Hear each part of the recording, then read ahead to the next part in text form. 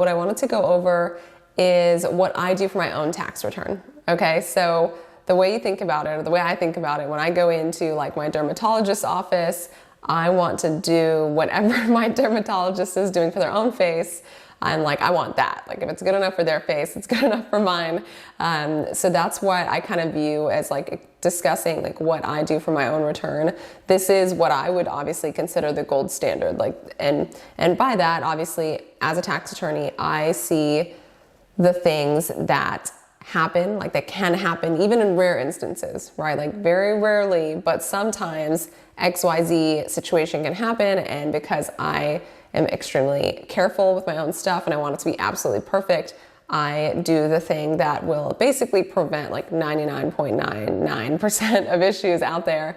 And that's what I wanted to talk about because there's no secret in it. I advise it to everyone, but typically a lot of people don't follow this advice just because, I don't know, maybe they don't understand the benefit, maybe they just want their return quicker, but I just want to kind of go through like step by step of what is kind of like that most conservative, careful position to really make sure you just never ever have any IRS issues.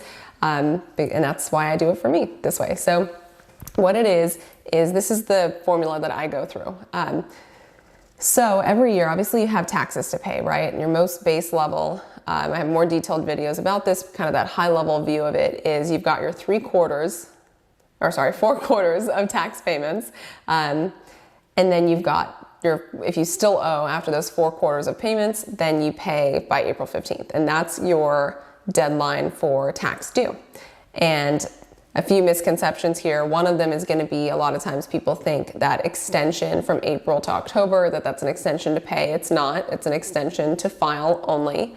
So that's one thing really important. So as a tax attorney, I don't want to pay late penalties to the IRS, so I still make any payments that I expect to make by this April 15th deadline, even if I don't file and even when I don't file, because I don't personally recommend for myself filing by April 15th. And then, so I'm paid in by the time April 15th comes around, and I do go ahead and prep my return. So if I was the taxpayer trying to emulate this, basically still making sure you get all of your documents in, whether you're prepping your own return or you're prepping it with someone else, still getting it fully prepared based on the information you have available. As if it's done. And it's going to be like 98% of the way there, typically.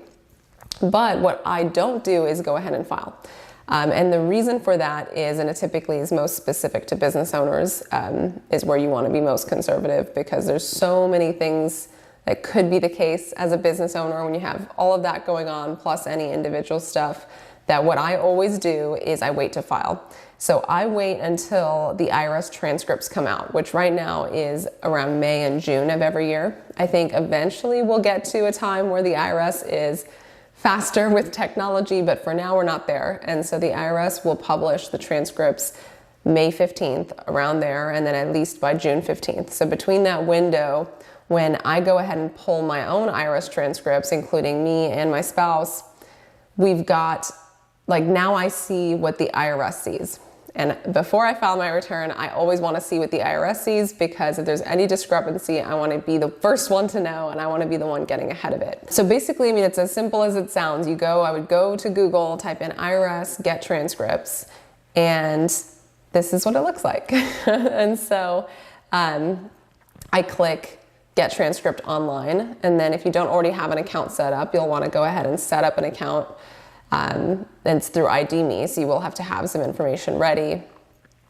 Able to verify your identity is going to be the main thing. And then once you have that login, that's it. Now what you can do is go in and look at your transcripts. And so there's a couple different transcripts that you're going to see in there, and I have a more detailed video just on transcripts inside the portal for you guys. But the high level is you're going to see an account transcript. So what an account transcript is it's the big stuff that happens with your account itself. It's like return filed, extension filed, payment made, notice sent, right? And so that's pretty much, those are the types of things. It's going to give you that timeline per tax year. So there's going to be a separate account transcript per tax return, or per tax year. So your 2022 account transcript will have that information.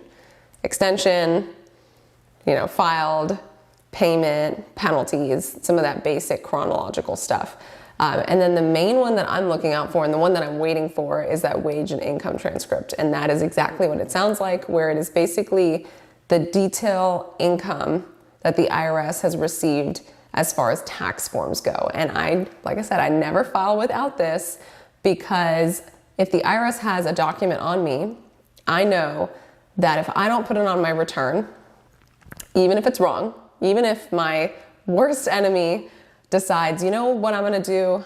I'm gonna mess with Jasmine and I'm gonna go issue an $800,000 1099 NEC and just put it in her social because I've got her social and I just don't like Jasmine, right? I mean, quite literally, people can do that. Not that I see that super often, but then they're gonna create a big IRS issue with you unless you're extremely preventative, which is what I do, right? As a tax attorney, I wanna be extremely preventative and proactive when it comes to my taxes. So I wait. I see if something like that has happened. Typically, the more likely scenario that you end up finding out is little tax documents that maybe went to an old address, that maybe were online available for download but never sent to you, right? So for example, maybe I had, maybe I had a Roth IRA that, that company closed down and they sent me a check, so they went ahead and treated it as a distribution, so it could be some amounts that still impact your return. So what I do is so that first off, I can put it on my return if it's correct. Sometimes it's just correct. Sometimes it is like, oh yeah, I forgot I sold that stock. Let me put that on my return. I forgot to go get that document. The reason you want to do that is because then if you don't put it on your return and the IRS puts it on your return for you, which they will, because it's an automated system, it's not going to require an audit. It's not going to require a human intervention. It is literally the IRS automated system that will put it on your return for you. They will, of course, then add penalties. And so I don't like penalties, so I don't want that to happen. So I go ahead and check the IRS records, put it on my return.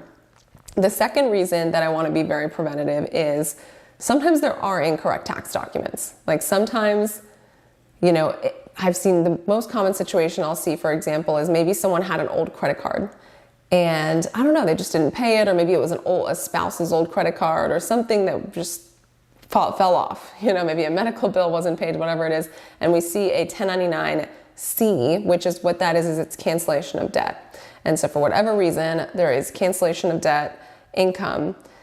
And again, sometimes it could be correct, but sometimes it's not. Sometimes it's like, what is that? And there's no way that was forgiven, 20 years later or whatever, because there are certain rules they have to operate under. But again, anybody can issue a 1099, whether it's 1099-C, 1099-NEC, 1099 miscellaneous. There are all sorts of 1099s that institutions can still fill out incorrectly and just, it's out of their hands. And so what do you have control over? Well, you have more control over what you put on your return and how you approach it with the IRS than you do over what you force that institution to do.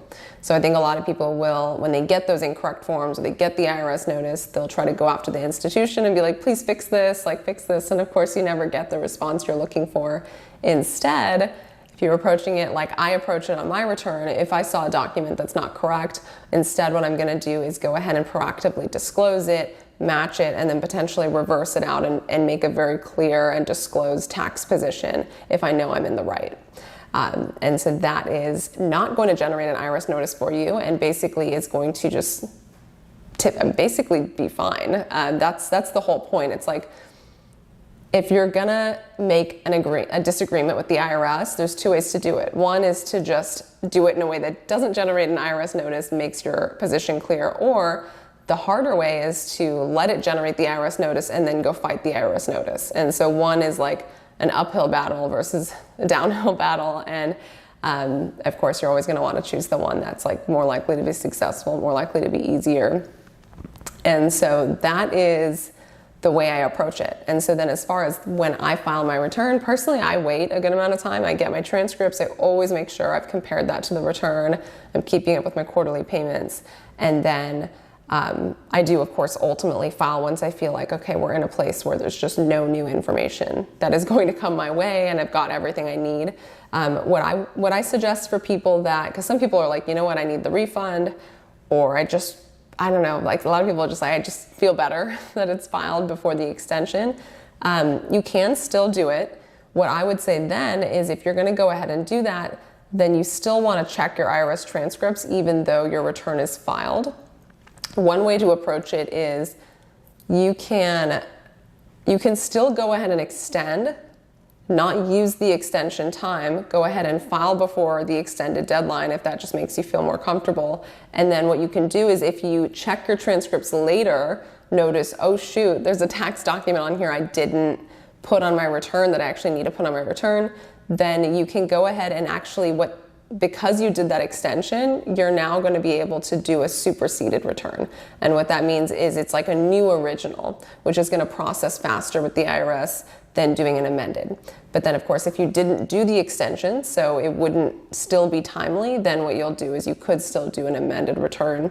Typically has a longer processing time and typically goes under a little bit more scrutiny. So those are kind of your different options. Now, what I'll say the most common option that people do is they file, they don't look at their transcripts, they get the notice 2 years later, they're like, holy moly, I've got lots of penalties and interest, and now I've got to fight this. And the CPA that,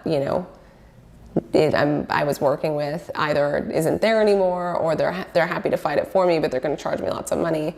And so you just end up being in an adverse scenario. Again, if I don't do it for my return like that, I know it's an uphill battle and I've got free legal fees here representing myself. So it's still a big hassle, even if you win.